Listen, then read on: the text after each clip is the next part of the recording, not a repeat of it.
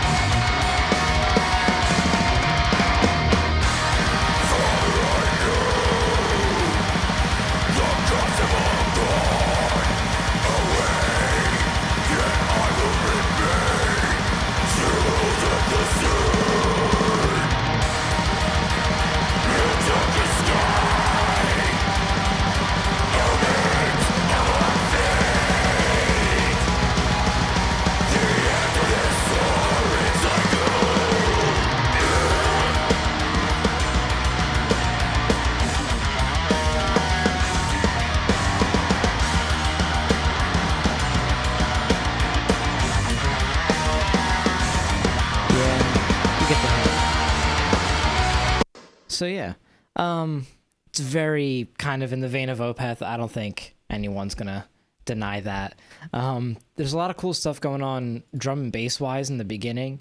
The guitars are kind of a standout in this intro, but the bass and drums, I think, really kind of lock in a groove there. That's really fun.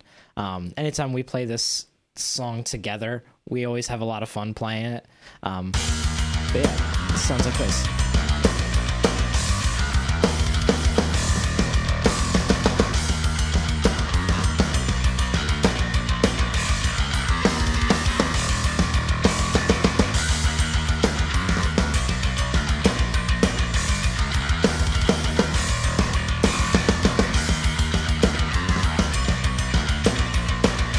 Yeah, and it's actually funny, and that's part of the reason why it's named G-Peth, was this main riff in this song was one that Greg came up with.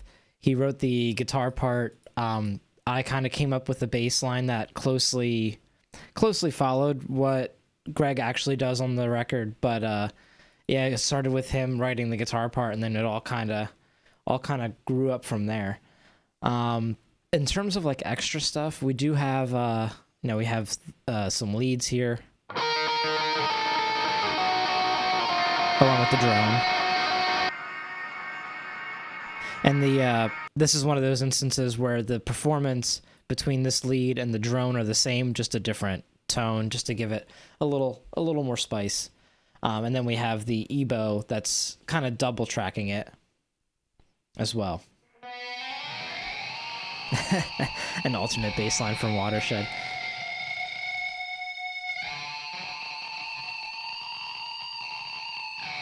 So yeah, super creepy Evo stuff. We also have some organ, which does some fun stuff. The organ is more or less following what the leads and stuff are doing. But just kind of, it adds its own little thing. This, at least I was, when I was writing a lot of like the extra stuff for this, like the organ and some of these acoustic parts later on, was really kind of going like, all right, what would be some cool things? Like if we were Opeth, what would we do? So like this organ part is very much in that vein.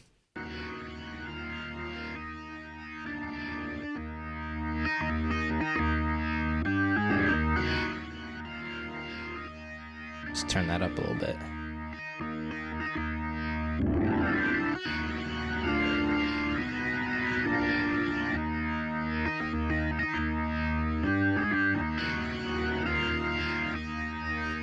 Yes, and I think it sounds really great when you play the organ with the bass and the drums and stuff.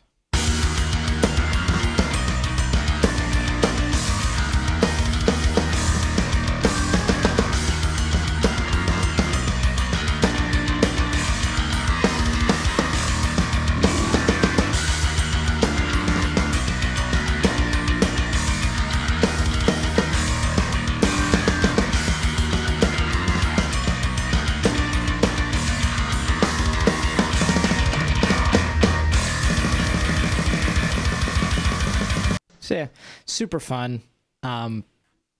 We figured coming out of something super moody like a Cursed was, just something a little bit brighter, something a little bit more groovy, and everything else like that. Opeth, TH equals Ope, heavy. Thanks, bud. Yes, I mean, vocal wise, even it's kind of sort of pretty sparse. I mean, it's, we've got this main track across the top, got a few doubles and some layers here and there. One of these like ambient scream bits. And yeah, so let's I guess let's just go into the first verse here.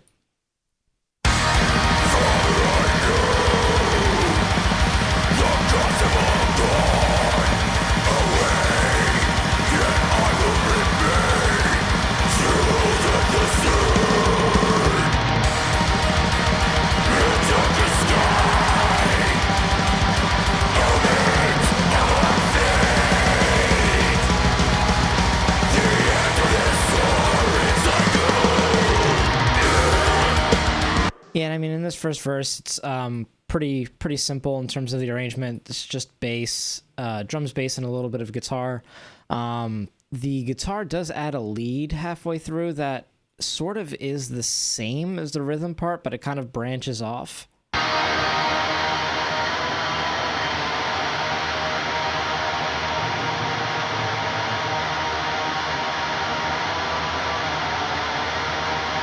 So like the rhythms kind of branch off and do their own thing.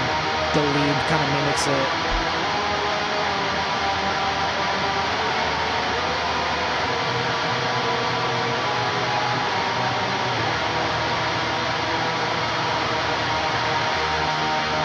And there's like some conflicting bends with each other, so it really kind of makes the end of that feel really loose, and then it kind of brings it all back together to go into the intro riff for the second time. There isn't anything different, I think, with this intro riff, if I remember right. I think just that the second half, the drums and the bass go a little bit more straight ahead. So the leads are exactly the same. So we have this little groove bit here, but then coming out of it, it goes more straight ahead.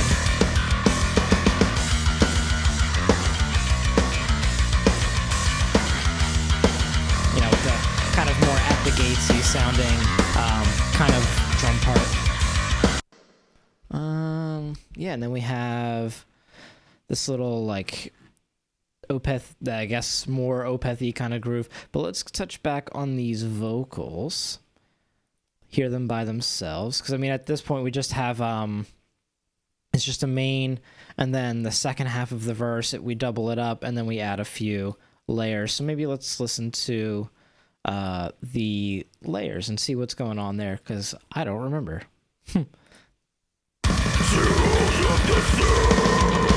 So we have just a normal double there.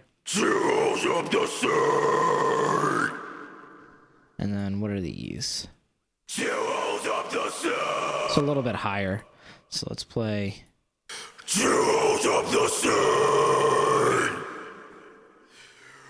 Darkest sky, omens of our fate. The end of this sordid cycle. Yes, I mean, that's something that we play around with a lot with Frank is we'll, more often than not, it's just a single vocal. We'll double up and then add layers here and there. And this is kind of like more of what we did on the Hive record, which is, and we've done it on a bunch of songs on the full length too. We'll do these essentially it's a double, but it's basically one track of a main and then one track as a layer. And this is kind of like, this is like my favorite range that Frank kind of screams in, and I think it's like it's just so like brutal. The darkest sky, omens of our fate. So it's kind of like his like low mid and then like a higher mid. We don't have any sort of like preamp or anything like that for layering. Pretty much if there is any layering in the song that we really want to keep in a live performance, usually Frank or Greg or Pete will do that. And then we have these layers here, which if I'm guessing, it's probably the main, probably a double of the main, probably some lows and some highs. But let's see. The end of this soaring cycle. Yeah, so we got some lows, probably a high. The end of this soaring. The end of this soaring cycle. Yeah, just gross.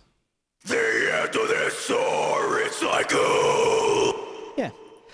And that's another thing that we do too. I don't know if we've ever really touched on it in any of these other videos. Was that usually when we do doubles, we sometimes don't even aim for like a perfect double where like it's the exact same performance being fed at the same time.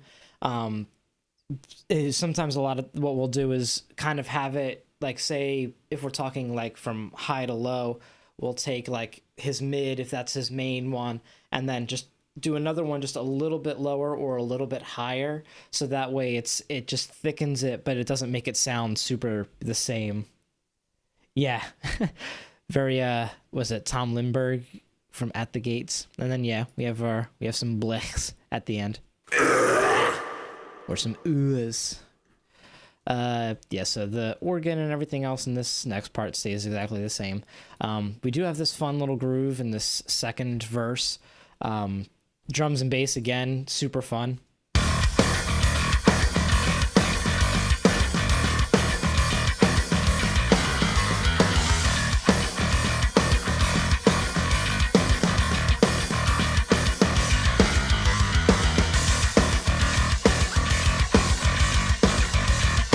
Which is, I mean, it's basically the same thing on guitars are doing. It's just a fun little groove, super tight.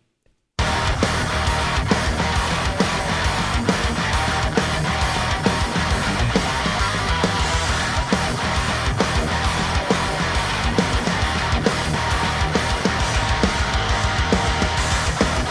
then Greg plays that little lick every time just to, you know, kind of, it's almost kind of keep it like a theme. And then yeah, coming out of that, again, we have like some layers and stuff like that here with the vocals.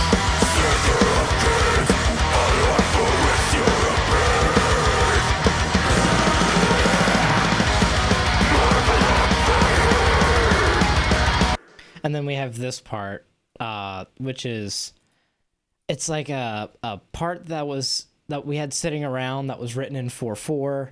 It's in a different key for the most part, and I thought it was really cool because up until this point it's been pretty straight ahead kind of groove, and I was like, we need something that's a little bit more chaotic, a little bit more atonal, and this part was perfect. We kind of cut out some end pieces so that way it fit the 3/4 meter, and then yeah, we kind of took it from there.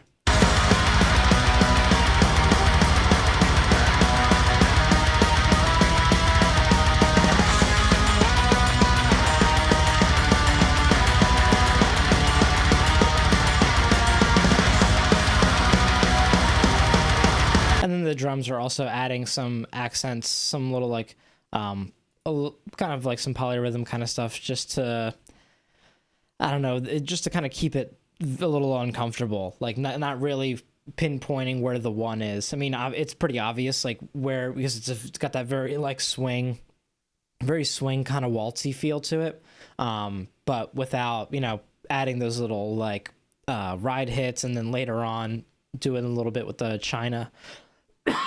Woo! really making it just kind of keeping it like a little bit on time and then a little bit off and then a little bit on and then a little bit off.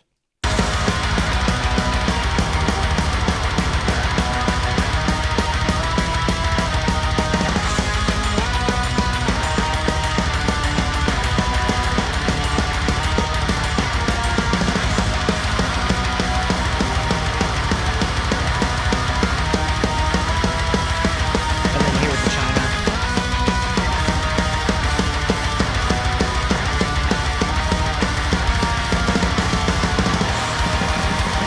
Yeah, and then we're back at the sort of like pre-chorusy, versey kind of part. Again, all these octaves are the same. There is this little lead here over that octave section. It's kind of outlining what the octaves are doing, but also like kind of doing its own thing still.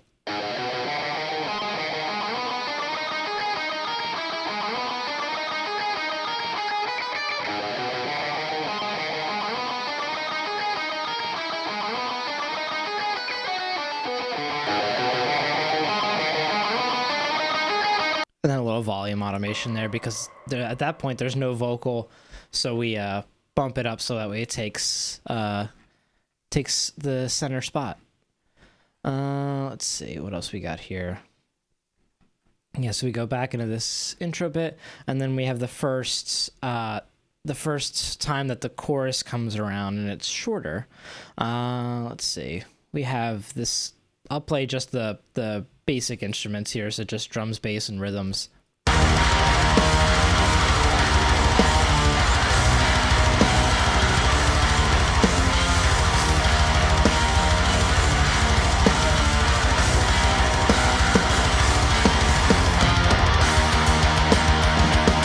Yeah, so we got that. Let's play the bass there, because the bass is doing some pretty cool stuff.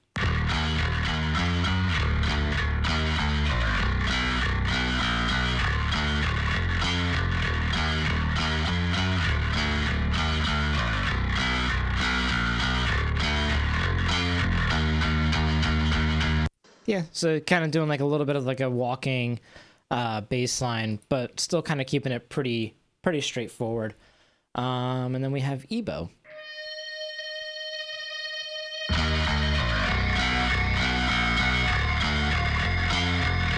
Macho Man Pete face. Just like,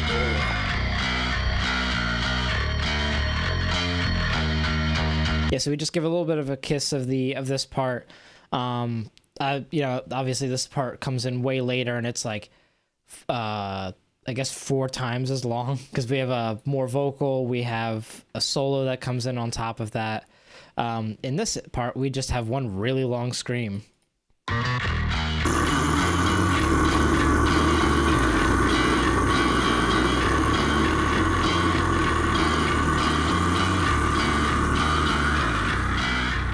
Yeah, where it kind of like, it just fans out into this big like reverb delay thing.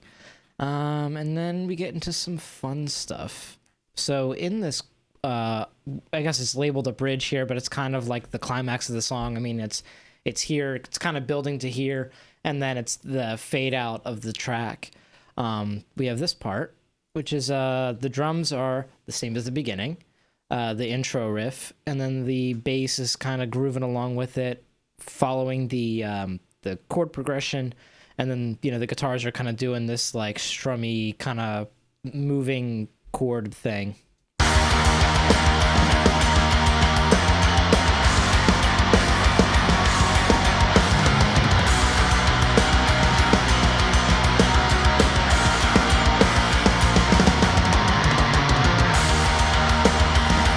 tasty bass fills, per usual.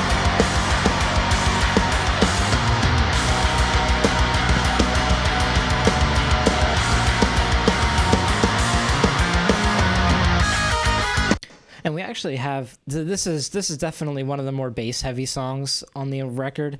And Greg actually has a bass playthrough of this song up on our YouTube channel. You should check it out. Let's see. We have this little lead here.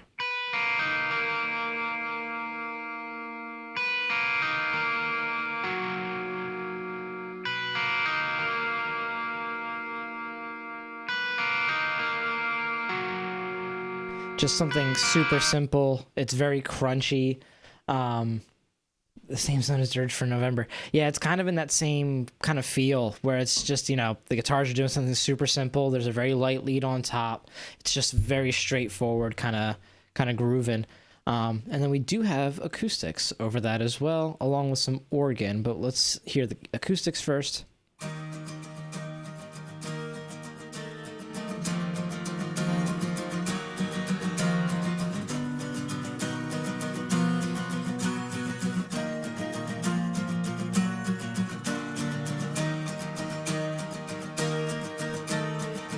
So they're really percussive, given that the 1, 2, 3, 1, 2, 3, kind of throughout the whole thing. And we had tracked it with any of the acoustics. I always tracked we had 3 mics on it, so that way I can, in the mixing phase, take parts out if we wanted it to be a little bit smaller, a little bit big, add parts in if we wanted it to be bigger. In this instance, for the rest of the song, I went, the acoustics weren't meant to be like a focus point, more so like a texture, given that pulse, and adding a little bit of that like string noise to what the electrics were doing. But with that being said, I still wanted it to have that, classic like Opeth stringy sing-alongy vibe.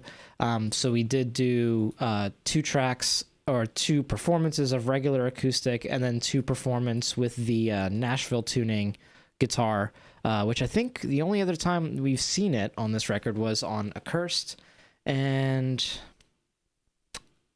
I think just Accursed. I don't know that there was really, I can't remember on some of the other ones if we did it, but I'll play you those real fast. So here's the normal, straight ahead tuned acoustic.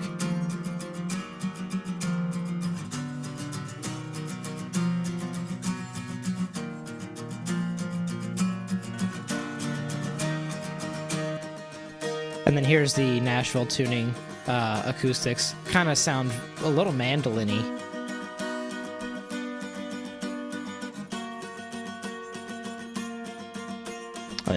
And a little out of tune. But yeah, I'll play the Nashville tuning guitar too from the top.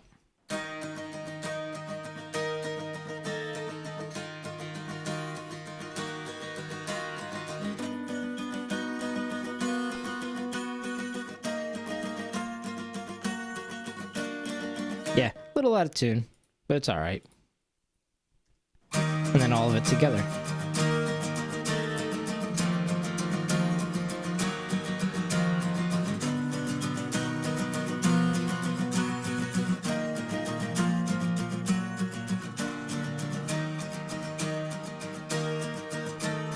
And then there's some organ as well. We'll listen to that too.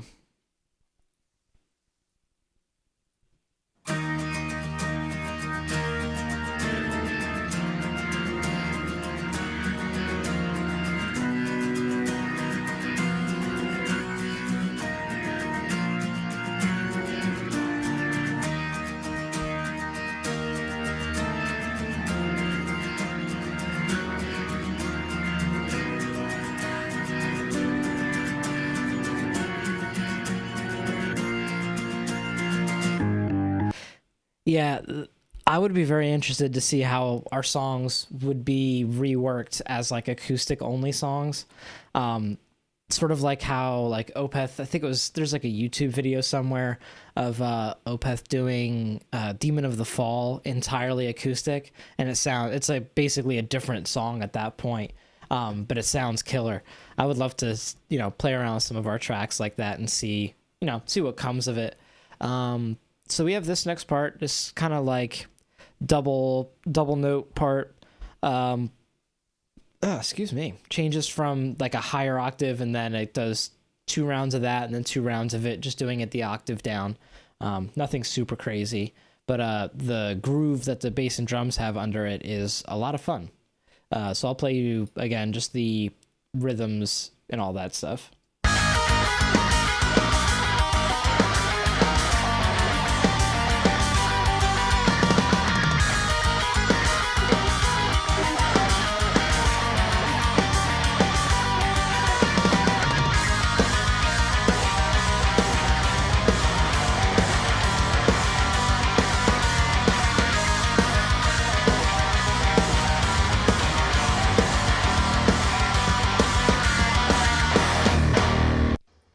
and under that there is organ. So the organ in the beginning is kind of foreshadowing what the bass is going to do. So the organ is playing the bass line throughout the entire part, but for the first half the bass is doing a groove with me, and then it transitions later on.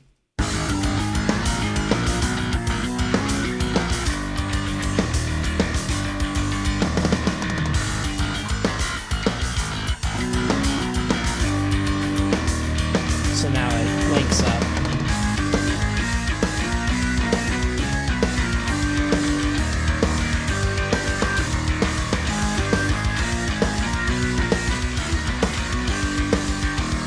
Like even when the organ for this was done after the bass was tracked, so when Greg did that little fill there, I was like, yeah, that could be really sick to have the organ follow that too. Whether or not you can even do like a trill like that on an organ, who knows? But but I thought it would sound awesome. So yeah, and then we have this little slam part. No other leads, no vocals here. So let's listen to, so there's some acoustics still in this kind of little slam section afterwards. We'll skip ahead past this little setup bit. I feel like I'm in Boo's Castle. Yeah, it's a little video gamey, but it's super fun. So we have this slam.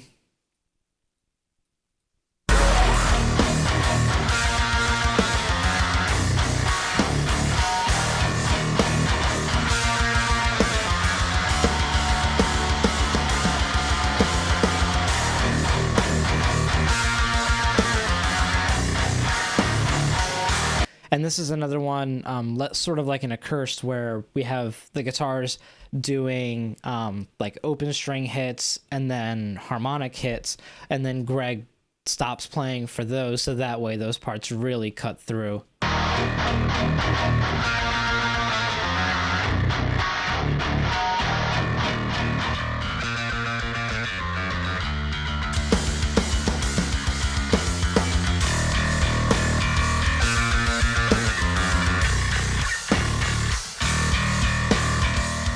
And I think doing that, we try to do that pretty often, only because it's a little weird.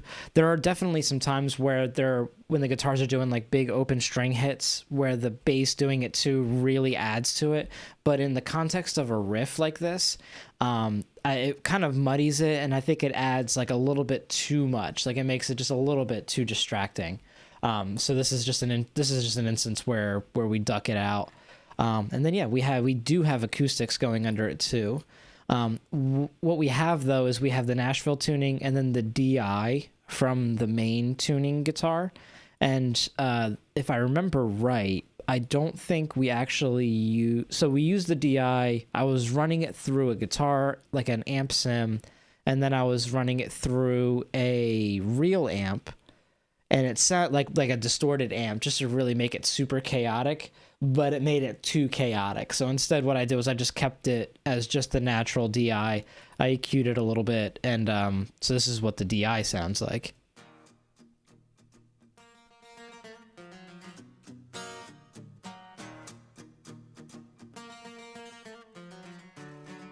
So it's just super, it's mostly just there for like that extra little bit of bite on the note.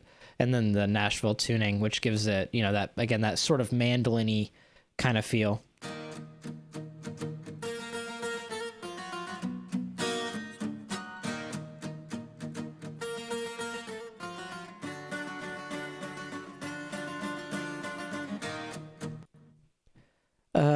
Biggest challenge mixing in studio versus mixing live. I haven't done any serious like live mixing work.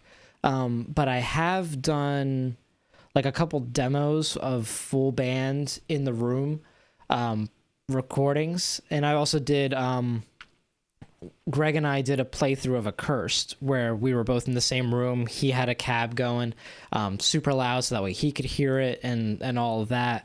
And honestly, I think the biggest difference or the biggest challenge with live mixing is the bleed. So like if the drums are going, getting cymbals in the guitar mics or even worse in the vocal mics, getting that low bass rumble everywhere. So I mean, like that's definitely a big challenge.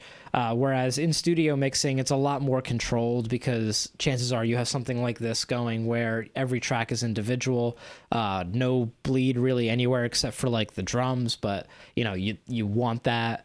They definitely have their own like quirks, where the biggest thing is bleed, I think, and especially in live, I think that's what separates a good live engineer from just like any dude that can turn the volume up on a soundboard, is being able to like get the miking right so that way the bleed isn't super obnoxious, to where you can then go in and do whatever EQ and stuff you want to do without it swallowing the entire live sound. So in this slam, otherwise, we do have some vocals later.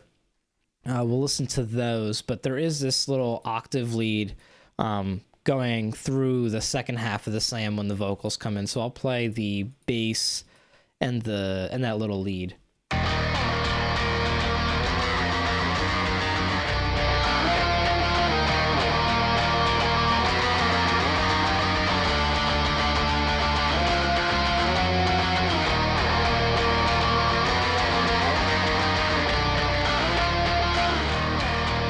So just a little octave lead there, and then we have some vocals.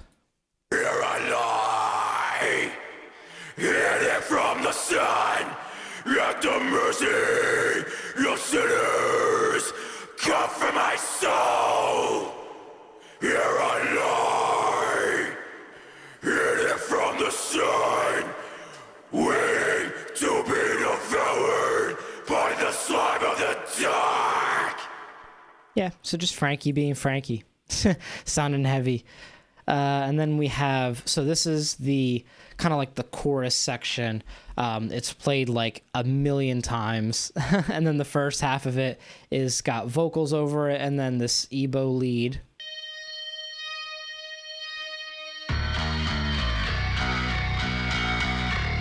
Which is the same lead as the beginning. The first time that this part comes up, it's just twice as long for this part.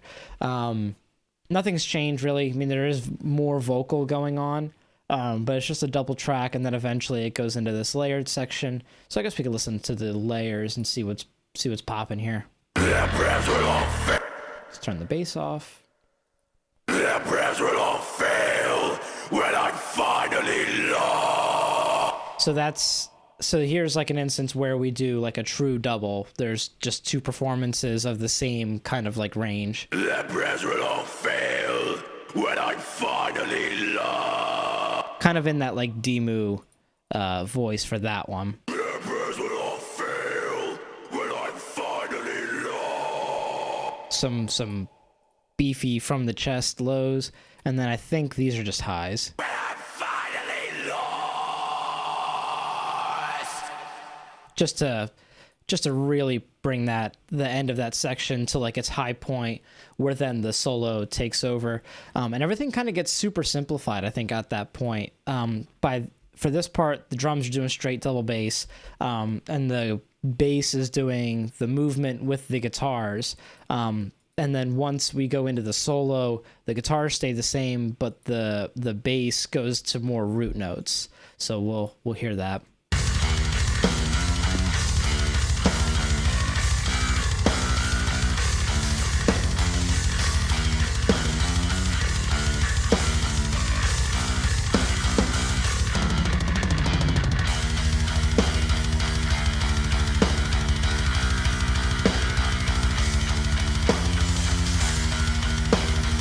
Oh, and then he does so it keeps it, we're just doing basic chord progressions here.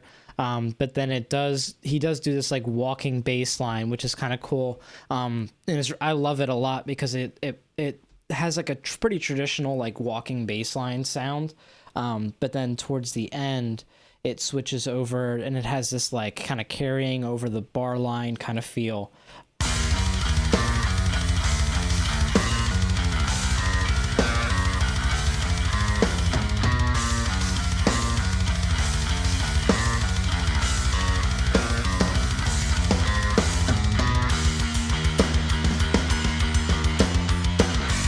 Yeah, and then we're at the outro. Let's see. We don't have any acoustics, but we will listen to the solo. So live when Pete does this, it's all based around like an octave shape with like one note that kind of floats around it, and then it eventually goes into these like higher octave parts. And he basically did that, but just across two channels. So we have like the lower section, like the lower half of the solo, and then the higher half. We just have them a little bit panned on either side. I'll play you the lower half now.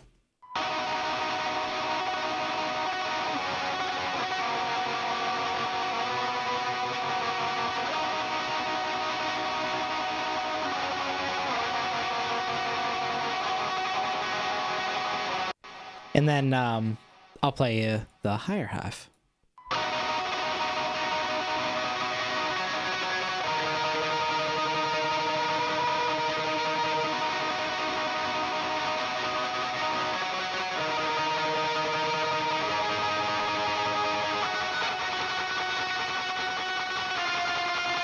And then for this ending half of the solo, he just does, octaves spread out between two sets of octaves. So he's got like a low octave on the left side and then a high octave on the right.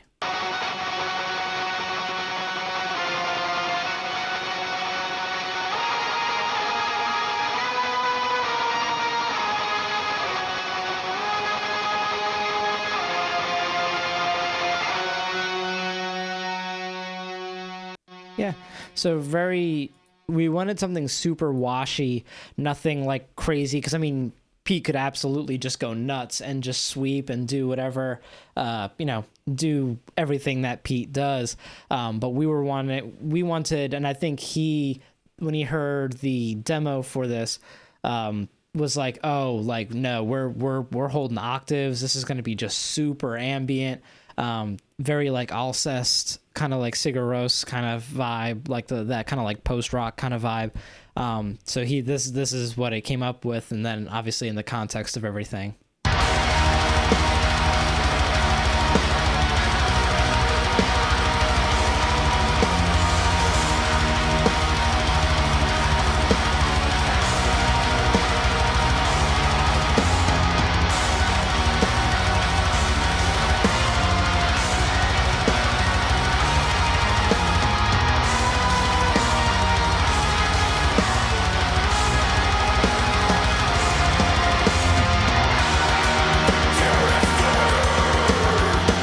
And then we get to the end. The end just has this lead going over it the entire time, which is the same as when this part came around the first time.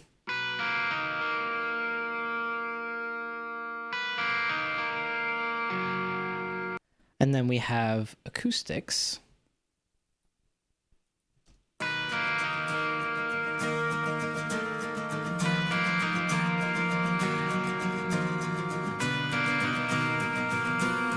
And then we have the vocals. We'll touch on some of the layers. Actually, let's do that now, because this part gets super dense later on. So by this point, the bass and the guitar are the exact same as the first time. I think the bass, instead of doing like eighth notes, he's now doing quarter notes. And then when the vocals stop, he switches down to the low octaves. Just to really like thicken it up and take it home. But yeah, let's look at the vocals real quick so that way we can touch on a lot of the extra stuff. So we have straight doubles. Dearest daughter, where did you go? And then we have highs to go along with that the entire time. Dearest daughter, where did you go? The light's gone out, but I'll stay. Yes, your darkest side, you're waiting your return. Since you've gone away. And there's got to be some lows in here, and there's probably a set of Demu vocals in here too. But let's look at this next layer. Since you gone away. Yeah, so it's just super kind of like low vocal there. And then what's these? Since you gone. Super lows. So we have these two lows. Since you gone away. Just huge. And then with the double and then the high layer. Since you gone away. And then just to give it that extra sauce, there's the main vocal. Since you gone away. All right. So the fun stuff for this part, we added a piano, which I completely forgot about until I was getting this session ready. And the piano is following what the guitars are doing, but also what the lead is doing. So it sounds really awesome, and I kick myself now that it wasn't higher up in the mix.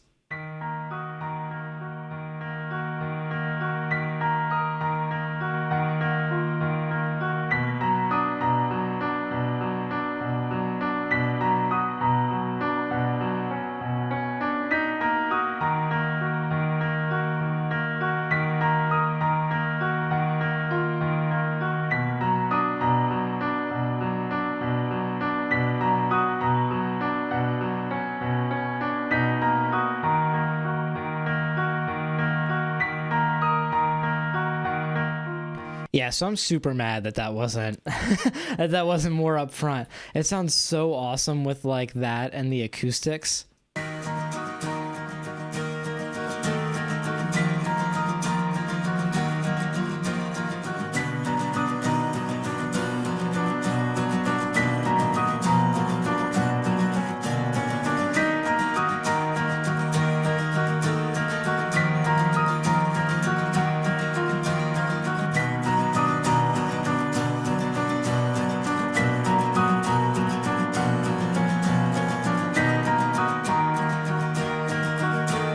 Yeah, I apologize for not having that more up front.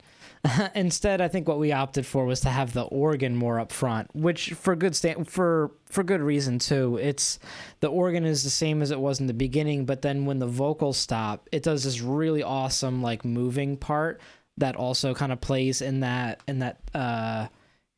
plays around within that progression. So we'll play you that too.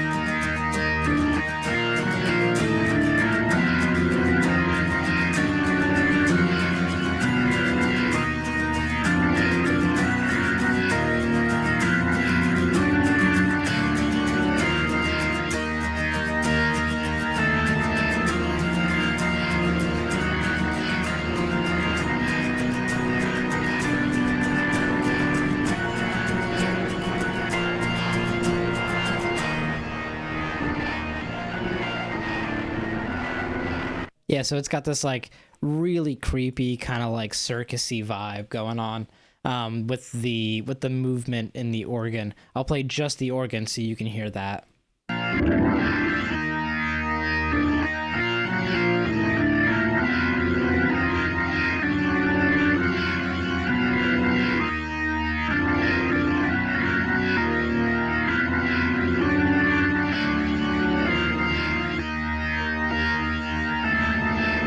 Yeah, so under that, like, under that, it's playing what the electric guitar part is.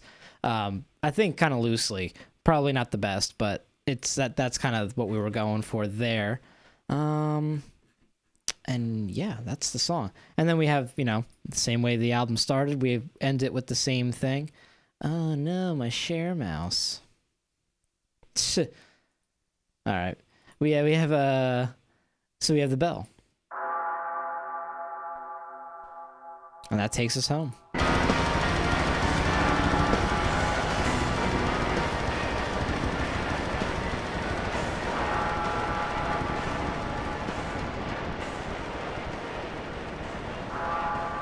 Yeah, I have my the laptop that shows Pro Tools. I have that up on here. I have that plugged into the same monitor but twice.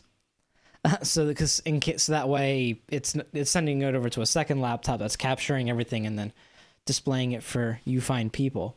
And I use share mouse so that way I only need one set of mice and keyboard between the two. And it's been fucking up a lot. So yeah, I'm not using that anymore. But yeah, I mean, that's the song.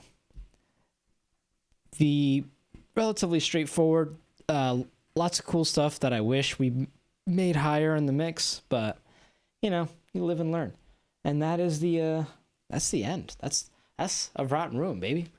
I think what we're gonna do is I think what I want to do next is I gotta find. Well, I have the original Hive sessions too, and I think just in the sake of being topical, maybe next week we'll start kind of going through those songs too. Those are going to be a little bit more fun, and I think I might be mixing them on the fly because I have a completely different system and different set of plugins now versus when I initially mixed the Hive record. So maybe we'll go a little deeper, get some bass tones, get some maybe even do different guitar tone.